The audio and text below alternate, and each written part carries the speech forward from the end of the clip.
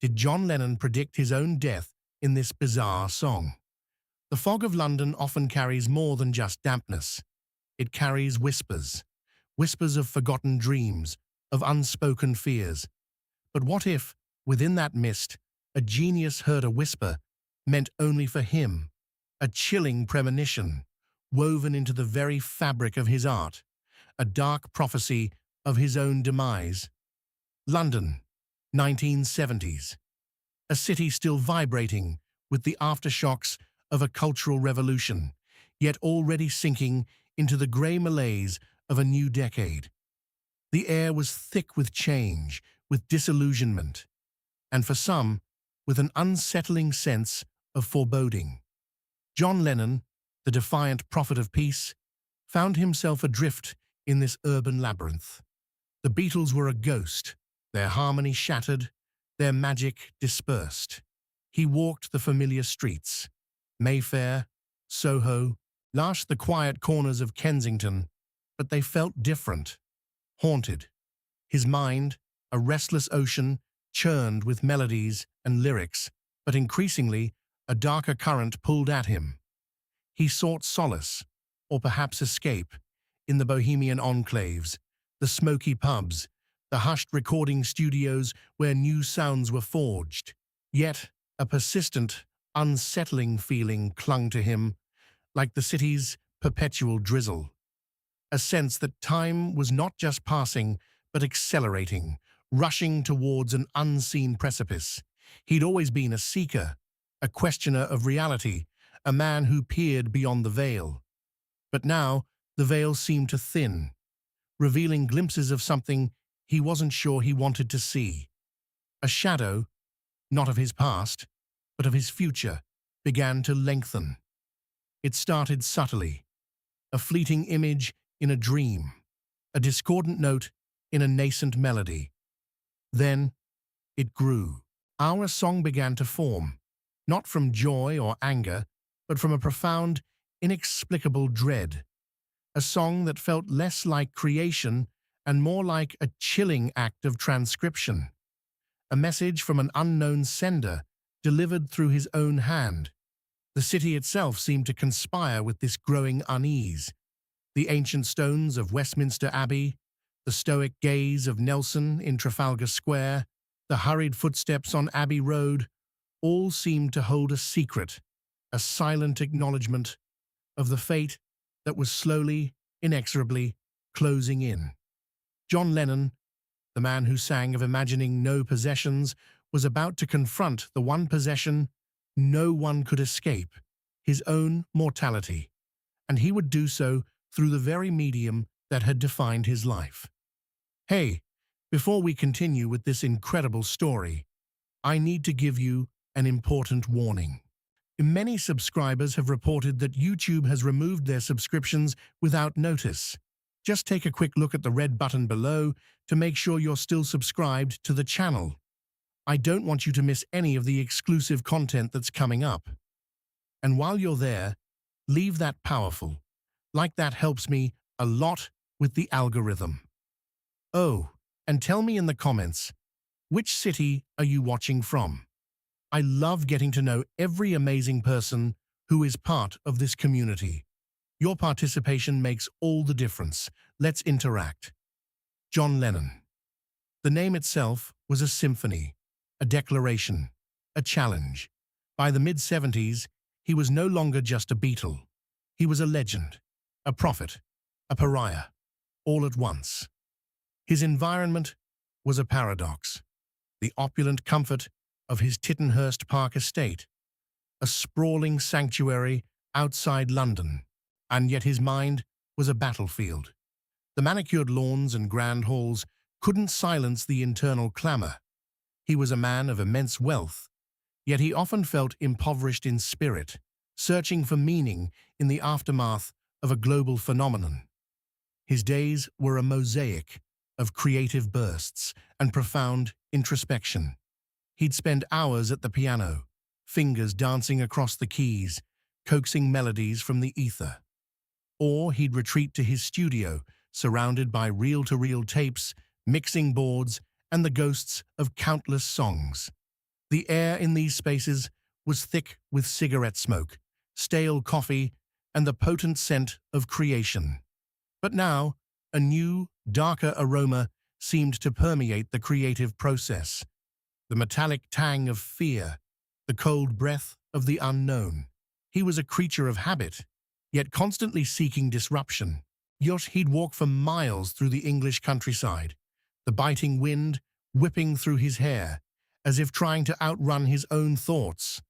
Or he'd drive his Rolls-Royce through the bustling streets of London, a solitary figure behind tinted windows, observing the world that adored and reviled him in equal measure. He was a man of the people, yet increasingly isolated, his circle shrinking, his trust a precious, fragile thing. His relationships, particularly with Yoko, were intense, a vortex of creative collaboration and emotional dependency. She was his anchor, his muse, his mirror.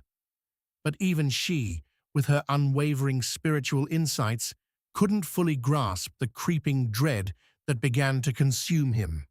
He spoke of it in fragments, in half-finished sentences, dismissing it as artistic angst. But the tremor in his voice betrayed a deeper truth. He was an architect of dreams, but now he felt he was building a nightmare, brick by unsettling brick, with a melody as its blueprint. The song, still formless in its entirety, was a persistent hum in his subconscious, a siren call from the abyss. The melody arrived like a thief in the night, stealing into his dreams, then lingering in the waking hours. It was discordant, unsettling, yet undeniably captivating. John would wake in a cold sweat, the notes echoing in his mind, a strange, almost tribal rhythm pulsating beneath them. He tried to shake it off, to dismiss it as a byproduct of too much late-night tea and too many cigarettes. But it persisted. He began to sketch it out, tentatively at first, on scraps of paper, on the back of an envelope, then more deliberately at the piano. The chords were minor, the progression unusual, almost mournful. It wasn't a typical Lennon tune, not a protest anthem, not a love song. It felt different, alien, as if it had been channeled through him, rather than composed by him. Then came the words. They didn't flow easily, they clawed their way out, fragmented and cryptic. Images of dark alleys, of sudden flashes, of a final, irreversible silence. He found himself writing phrases that made no logical sense, yet resonated with a chilling, visceral truth. The bullet's kiss, the final curtain, a stranger's hand. He'd stare at the words, a knot tightening in his stomach. What was he writing? A macabre poem? A theatrical piece? Or something far more sinister? He played snippets for Yoko, for his engineers, for trusted friends. Their reactions were varied, and some found it hauntingly beautiful, a raw, vulnerable piece. Others found it disturbing, too dark, too bleak. "It's a bit much, John," one friend remarked, shifting uncomfortably. "Are you all right?" John would shrug, feigning indifference, but inside, a cold dread was taking root.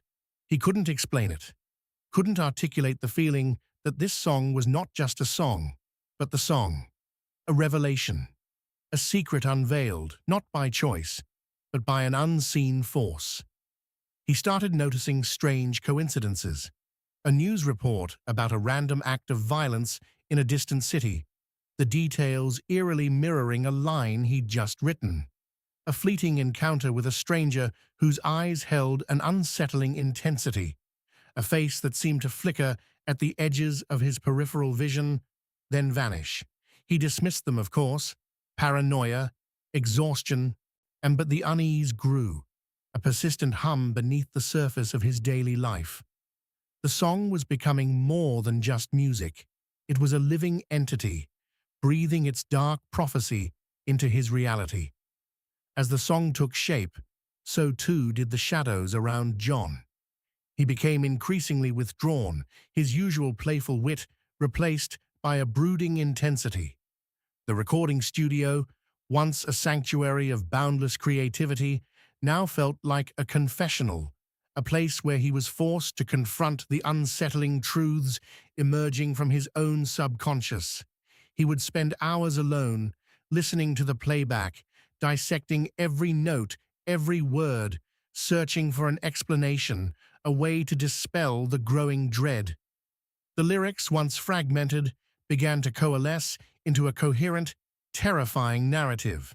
It spoke of a betrayal, not of love, but of life itself, and of a moment stolen, a future extinguished. He found himself obsessing over specific phrases, repeating them aloud, trying to strip them of their power, but they only grew stronger, more resonant. The final chord, the last breath, the silent fall. Each line felt like a chisel chipping away at his sense of security. His sleep became a battleground. Vivid, disturbing dreams plagued him. He saw himself walking through familiar London streets, but the faces were blurred, the sounds muffled, and always a figure in the distance, indistinct yet menacing. Drawing closer, he'd wake with a gasp, the cryptic melody playing in his head, a relentless soundtrack to his waking nightmare. Yoko, ever perceptive, noticed the change. She tried to offer comfort, to ground him in their shared reality, but even her spiritual practices seemed to falter against the weight of his growing premonition. He spoke of feeling watched, of an invisible presence, a cold breath on his neck, even in the warmest room. He'd dismiss it with a forced laugh, but his eyes, usually so vibrant, now held a haunted, distant look. He started to avoid certain places, certain people. The bustling crowds of Oxford Street felt suffocating. The anonymity of the city no longer a comfort, but a threat. He found himself scanning faces, searching for something, someone he couldn't name. The world, once a canvas for his revolutionary ideas, now felt like a stage for an unfolding tragedy, and he, the reluctant protagonist, was being drawn inexorably towards its climax. The song, his own creation, was no longer just a piece of music. It was a mirror, reflecting a future he desperately wanted to deny, yet felt compelled to record. The tension was palpable, a tightening coil around his very existence. The recording sessions for the enigmatic song became a crucible. John pushed himself and his band to the brink. Every take was infused with a raw, almost desperate energy. He demanded perfection, not just in the notes, but in the feeling, the underlying current of dread that he felt so acutely. The studio, usually a place of camaraderie, became a tense, almost sacred space, charged with an unspoken understanding of the song's unsettling power. One cold, grey afternoon, as the London sky wept its perpetual tears, John was laying down the final vocal track. The lyrics, now complete, painted a stark, chilling picture. He sang of a sudden, unexpected end, of a life cut short, of a final, irreversible silence. His voice, usually so clear and defiant, was tinged with a profound melancholy, a resignation that sent shivers down the spines of those present. As he reached the song's most chilling line, a direct, almost prophetic reference to a specific violent act, the studio lights flickered, a sudden, inexplicable power surge. The tape machine sputtered, then died. Silence. A heavy, suffocating silence descended upon the room. The engineers exchanged nervous glances. It was a technical glitch, they assured him, a common occurrence. But John knew better. He felt it. A cold gust, a whisper from the abyss, confirming every fear, every premonition. He stood there, microphone in hand, his face pale, his eyes wide with a terrifying clarity. The air crackled with an unseen energy. It was as if the universe itself had paused, and acknowledging the gravity of the moment, the dark truth that had just been uttered. In that instant, the line between artist and prophet blurred completely. He wasn't just singing about a hypothetical future, he was articulating his future. The song was no longer a creative endeavor, it was a chilling confession, a final, desperate warning. He restarted the take, his voice now imbued with a new, almost defiant strength, as if he had accepted his fate, or perhaps was challenging it. He sang the line again, clear and resonant, and this time the lights held, the tape rolled. But the moment had been seared into the memory of everyone present. It was the darkest, most decisive moment of the entire process. The song was finished, the prophecy seemingly sealed. And John Lennon, the man who had dared to imagine a better world, had just, yet perhaps, imagined his own end. The song was released. It was met with a mixture of critical acclaim and public bewilderment. Some hailed it as a masterpiece of raw emotion, a bold departure. Others found it too morbid, too unsettling, struggling to reconcile its darkness with the image of the peace-loving icon. John, however, remained strangely detached from the reception. The act of creation, of transcription, had taken its toll. He felt drained, yet strangely at peace, as if a heavy burden had been lifted, or perhaps simply transferred. He retreated further into himself, the vibrant energy that once defined him now muted. He spent more time with Yoko, with his son, cherishing the quiet moments, the mundane beauty of everyday life. He walked the London parks, Hyde Park, Regent's Park, not with the restless energy of a seeker, but with the contemplative pace of a man who understood the precious, fleeting nature of time. The city, once a source of unease, now felt like a temporary haven, a place where he could simply be before the inevitable. Yet the unseen hand of fate continued its subtle work. Strange encounters persisted, a fan, too intense, too fixated, appearing in unexpected places. Letters, filled with unsettling adoration and veiled threats, began to arrive with increasing frequency. He dismissed them, or tried to. The price of fame, he told himself, the madness of the world. But a cold knot of fear remained, a constant companion. He found himself re-listening to the song, not as its creator, but as an observer, searching for clues, for a hidden message he might have missed. The lyrics, once so clear in their ominous tone, had now seemed to shimmer with multiple meanings, layers of prophecy and despair. He saw the transformation within himself, from a man haunted by a premonition to a man living under its shadow. The song had not just foretold a future, it had shaped his present, altering his perception of reality, making him acutely aware of the fragility of existence. He was no longer just John Lennon, the musician. He was John Lennon, the man who had stared into the abyss and recorded its whisper. The years passed, marked by moments of peace, creative resurgence, and the ever-present subtle hum of that unsettling melody.